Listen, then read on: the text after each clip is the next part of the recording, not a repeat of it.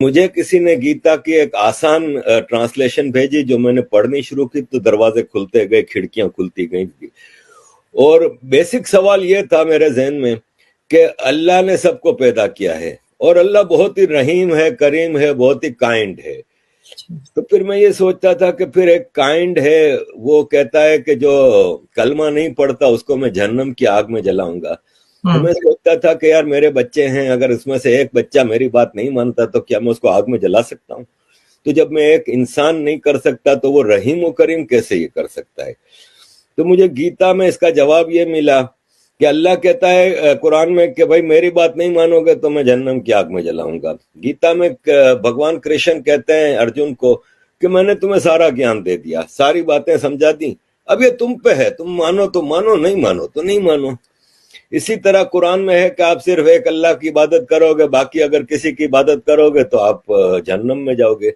گیتا کہ کہیں آپ کو کنفائن نہیں کرتی کہ آپ صرف کرشن جی کی پوجا کرو گے یا آپ گنپتی جی کی. وہ کارما پہ سارا زور ہے کہ اپنے عمل اچھے بناؤ، انسان، جانور، پھل پھول پودے ہر چیز کا خیال رکھو.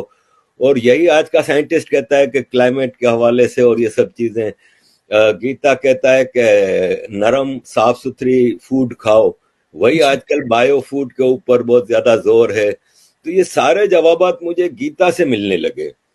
اور پھر مجھے ایک خوبصورت دھرم سے انٹروڈکشن ہوا جس میں سارے انکلوسیو فیسٹیولز ہیں کہ آپ سارے فیسٹیولز، ایک تو فیسٹیولز کا دھرم ہے، اس میں کہیں کوئی مار کٹائی یہ وہ نہیں ہے، نان وائلنس ہے ٹوٹل. اور اس میں انکلوسیو ہے کہ آپ سب کو دیوالی کی برفی کھلائیں، آپ سب کے ساتھ مل کے ہولی منائیں، دیوالی منائیں، یہ وہ. مسلمان کہتا ہے نہیں صرف ہمارے فیسٹیول مناؤ، باقی فیسٹیول منانا حرام ہے. اس طرح کی کئی چیزیں مجھے کئی سیکھ ملی جس سے مجھے یہ فیل ہوا کہ یہ جو ہندو دھرم ہے نا، سناتن فلسفی، یہ ایسا نہیں ہے جیسے ابراہمک ریلیجن میں ہے کہ ایک آدمی آتا ہے اور کہتا ہے کہ میں جی ہوں پروفٹ، مجھے اللہ نے بھیجا ہے اور مجھے یہ کتاب دی ہے اور یہ آسمان سے اتری ہے اور یہ رولز آف لائف ہیں، یہ آپ نے ہر حالت میں فالو کرنے اور تلوار کے زور پہ. جبکہ سناتن 50,000 سال کے ایوولوشن سے بنا ہے اور یہ ایک دن میں ایک کتاب میں ایک آدمی نے آ کے نہیں دیا ہے. اس میں وید آئے، پرانے آئے، گیتا، رامائن، اس میں مختلف دور میں مختلف سیکھ دی گئیں اور ایک بیسک آئیڈیولوجیکل فیض ڈیولپ ہوا جس میں کہیں بھید بھاؤ نہیں ہے. ٹھیک ہے بعد میں کوئی کہتا ہے کاسٹ سسٹم آیا، یہ سب پولیٹیکل ہے. اور یہ جب انویڈرز کا زمانہ تھا اس میں ان چیزوں کو زیادہ ایکسپلوئٹ کیا گیا تاکہ مالائن کیا جائے ہندوازم کو، اور ابراہمک ریلیجن جنہوں نے یہاں پہ انویژن کیے تھے وہ اپنے آپ کو یہاں پہ فیمس کر سکیں یا ایڈجسٹ کر سکیں یا آکیوپائی کر سکیں. تو باقی ادروائز میں نے دیکھا ہے کہ جیسے عورتوں کے حوالے سے سب سے زیادہ مجھے مشکل یہ آتی ہے کہ دیکھیں دنیا کی 50% پاپولیشن ہے نا وہ عورتیں ہیں، لیڈیز ہیں، فیمیل ہیں، مہیلائیں ہیں.